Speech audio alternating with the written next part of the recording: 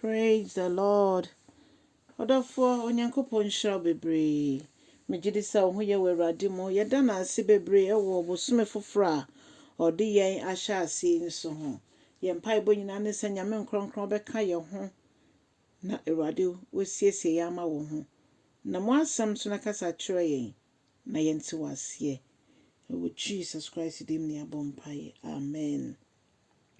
Odofo me ma wakọ abanan so de ba otia ase senjumede yuso. Na yafa yake nkansam no so enne efi Romanfoɔ ma etinsia ne chichemu aduonu edikosi aduonu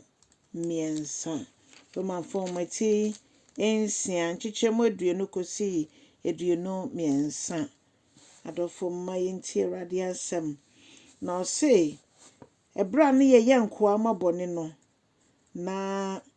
ye chese ye hye saa tumi no ase.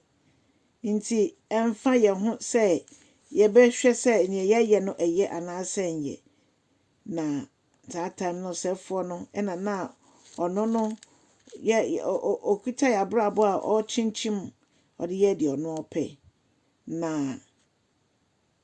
se sei de esan se Yesu Kristo de ne han no atumi ne woso na wayi esum nyina efri ye nso ne ye munti. Ama se niema bi o ananka ye ya yadwen se ye niema eye no se ye hu a na ye ni ewu wo ho ampa Yesu nkwa no ba otimi bebie ye ni na niema a onyankopon nam na dom so de adom ye no eji ye tata e de kowura osoro ahememo na se no ye free bɔne tumi ase na yaye onyankopon abeye onyankopon enkoa eno nti onyankopon so eboa ye de nansem de ye nim kan e de ye enam kronkron ye mu na wie ye no akoye da nkwa ewe Awurade mu na bɔne so aketua ene owuo na mmom onyankopon adom akyɛde a ɔde kyɛ kwa no eye da nkwa a enam ye ne Awurade Yesu Kristo mu ena ɔde adom ye. Yesu de ne nkwa beto ho na ɔsan fa ne nkwa biem. Ɔsɔre fewufuo mu na saabro te gye ne senifa so odi ma mene wo. Na ɔdɔfo ye mpai bo nyina ne se ebra wa ye niema nyina foforo no wagye ye ni. Nyame nkronkron boa ye na mom bia ye betu bia no enya no mo a eso wani na ehye wani onyam. Awurade ye mpai bo nyina ne se boa ye na wansem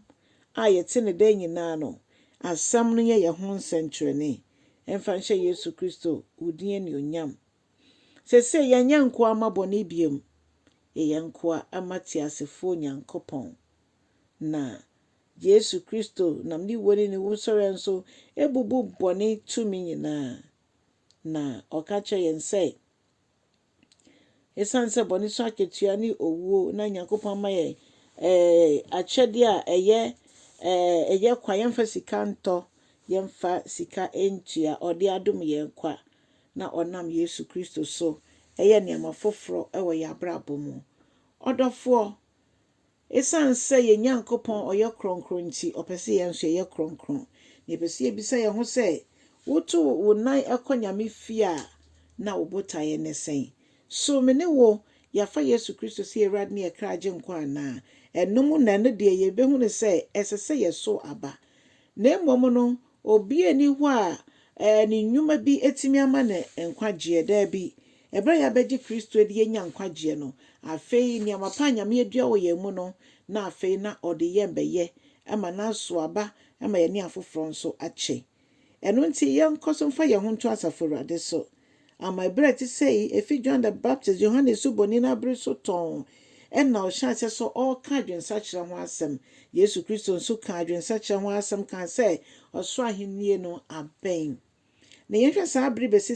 ebra ye womi eno na kyerɛ sɛ abɛn kyɛnse de na John mu abre so na ɔmo ka ɔmo sɛ aman Bible say yehwɛ sɛ de Yesu ankasa kan ye no sɛ aman bɛsɔre aman so enkwala besore ti a wofo ne ne ekeka sika ni bra ni ade